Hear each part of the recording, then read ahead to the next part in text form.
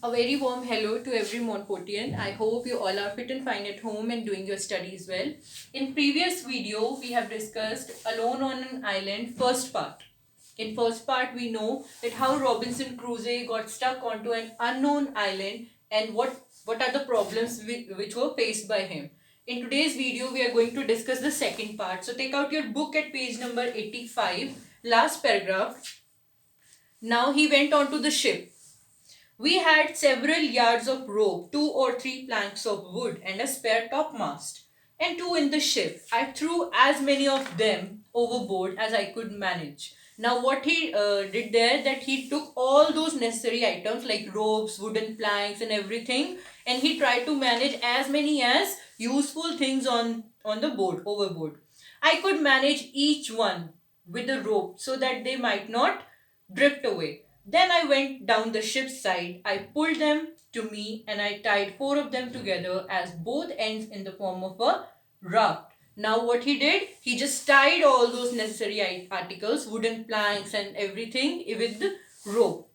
Then I laid 2 or 3 short pieces of plank upon them crossways. Now, what he did, he just prepared a raft. He just put those wooden planks in crossways, and the carpenter saw I cut spare topmasts into 3 lengths and added them to my raft. What he did, he was see in the picture also, he was able to carry some wooden planks and some wooden boxes. My raft was now strong enough to bear some weight. I wonder what to load it and how to keep it safe from the surf of sea. Now he was just trying to keep it safe from the sea, that sea should not damage it.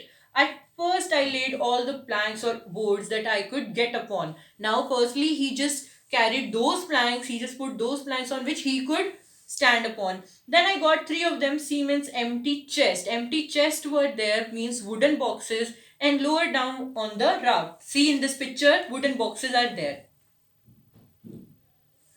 The first of these I filled with provisions, bread, rice, 3 Dutch cheeses, 5 pieces of dried meat, and a little remainder of European corn. At first, he filled all these eatables in those wooden boxes. There had been some wheat and barley together, but to my great disappointment, I found afterwards the rat had eaten and spoiled it all. Now, what was the problem? That rats had eaten all the wheat and barley. He was completely disappointed with that. While I was doing this, I saw my coat, shirt, and waistcoat which I had left on the shore. Now, the clothes which were on the shore, on the sand, they swim away. This set me looking for clothes. Now, he was in trouble for clothes also. Now, he was not having clothes also.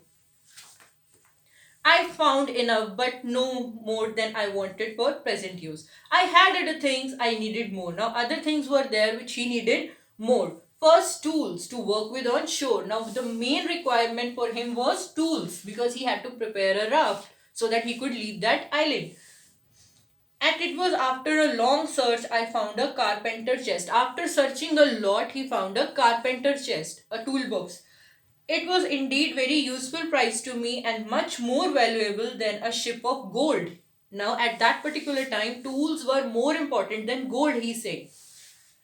That would have been at that time. I got it down to my raft, whole as it was, without losing time looking into it.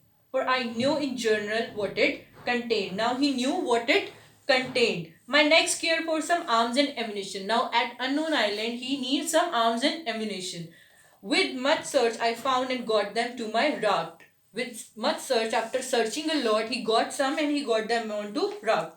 Beside the tools which were in the chest, I found 2 saws, axe, hammer. Now I thought I was well frightened, but I wonder how could get to shore them with neither sail or a rudder. Now for driving, for in a boat you require rudder. Rudder we discussed in class, that is the last part of the ship which helped the ship to move forward, and he was not having that sail also, no oar was there, nothing was there, and he was feeling like I am helpless without my arms and ammunition. The sea was smooth and calm. The tide was rising and setting into the shore. Now the sea was very smooth compared to previous day, and the tide was rising and setting into the shore. The little wind was there towards the land. I found 2 or 3 broken oars belonging to the boat. Now he found 2 or 3 broken oars of the boat.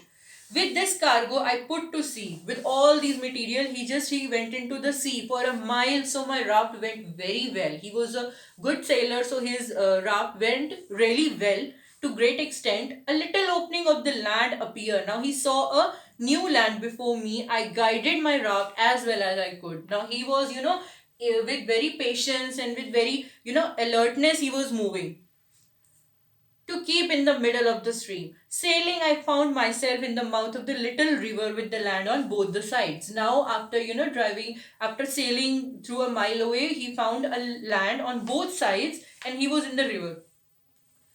I looked for proper place to get to shore for I was not willing to get up the river, hoping in time to see some ships. Now he was expecting some ship to come and rescue him, as he was just found. He was just trying to found a land. He just want to get onto the shore.